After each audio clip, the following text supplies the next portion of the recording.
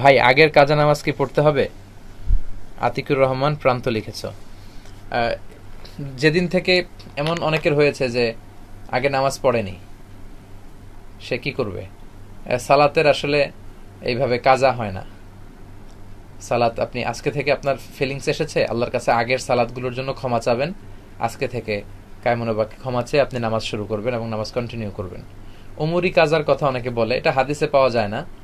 আহ, আপনি আগে যেহেতু নামাজ পড়েননি, আপনি বেশি বেশি সুন্নাহ এবং নফল পড়বেন।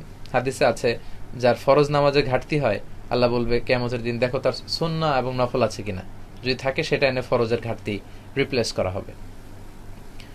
আহ, নামাজের বিষয় হচ্ছে যদি মিস হয় এই কারণে, ঘুমের কারণে যদি মিস হয় অথবা যদি ভুলে যান, তাহলে যখনই স্মরণ হবে অথবা যখনই ঘুম থেকে উঠবেন তখনই আপনার ওয়াক্ত। অনেকে বলে যে আমার 3টা নামাজ কাজা আছে হুজুর, এটা পড়বো না। এটা কখনোই করা যাবে না। নামাজ কাজা করে রেখে দেওয়া যাবে না যে আমার 3টা কাজা 4টা কাজা। কিসের 4টা কাজা, কিসের 3টা কাজা? আপনার ঘুমের কারণে মিস হয়েছে, যখন উঠবেন তখনই ফ্রেশ হয়ে অজু করে নামাজ পড়ে নেবেন। ভুলে গেছেন, যখনই মনে আসবে ওরে আজকে তো আসরের নামাজ আমি পড়িনি, আমি তো ভুলে গিয়েছি, যখনই আপনার খেলা আসবে সাথে সাথে অজু করে ইস্তেগফার, শয়তান আপনাকে ভুলিয়ে রেখেছে, আপনি নামাজটা পড়ে ফেলবেন। এটা হচ্ছে সুন্নাহ।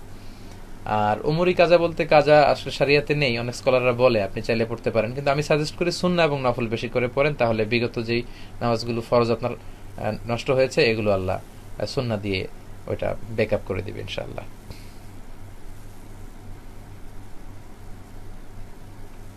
1 লক্ষ টাকা একজনের আছে, 5 লক্ষ টাকা ঋণ আছে, না আপনি আগে ঋণ দিবেন, আপনার জাকাত দেয়া লাগবে না।